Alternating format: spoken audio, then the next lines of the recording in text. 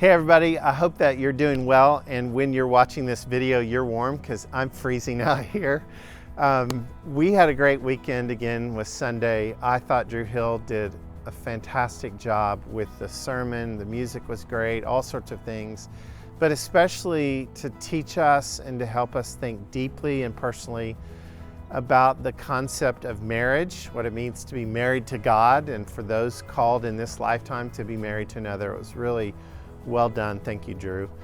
I'm talking each week about community, and usually about community in the life of our congregation, but today I want to talk about a piece of community that is broader than Church of the Redeemer. It's the community of our diocese and how we try to gather and reinforce that community and keep it healthy. And that gathering yearly is called our Diocesan Synod and Convocation meeting. We just came back from it. And I'd like to help you understand, maybe if you're sitting here watching this and you're thinking, I'm new to this thing called Anglicanism, I don't understand how all these systems work and what their purpose is, why it is important for us to gather on a yearly basis as a synod. And I'd say there's several reasons. One, it allows us to reunite together all these churches, almost 40 churches. There are about 215 clergy and lay leaders in the room, including some of our own from here, that these gatherings allow us to get together, to be reunited, to be renewed, reinvigorated for our purpose of making disciples.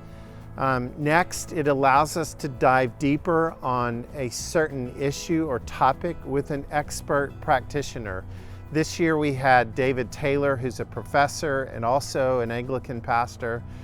He did a phenomenal job of talking to us about worship, and specifically the Psalms in the context and formation of our heart before God through worship and personally. We've also looked at topics like discipleship, immigration, and worship.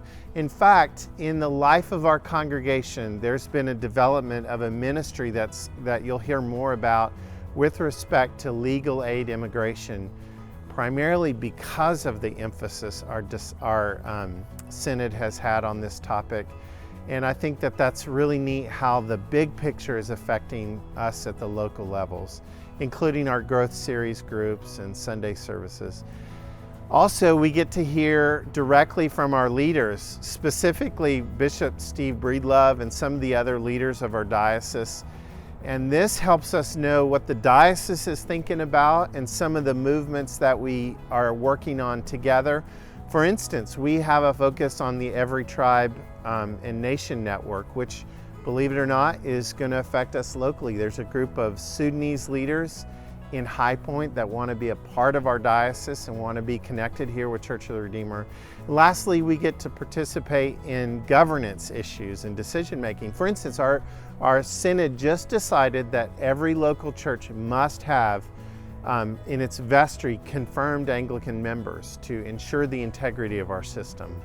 So this is a key part of what we do in the life of our diocese and also how it affects us as a church. I hope some of you next year would consider being the lay delegates from Church of the Redeemer for our synod. Some quick announcements.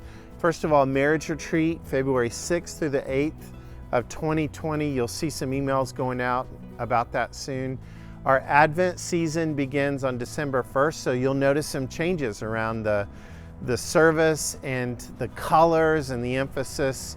Advent is a great season of preparation. And lastly, on Christmas Eve, we'll have two services, a 6 p.m. candlelight service with a nursery, and at 10 p.m. a candlelight service. There won't be a nursery for that later service, but we look forward to celebrating this Christmas season coming up with you. If there's anything that I can answer, any questions or comments that you have, you want to know some more things, please text me, call me, or email me. God bless you. Have a great weekend. Bye-bye.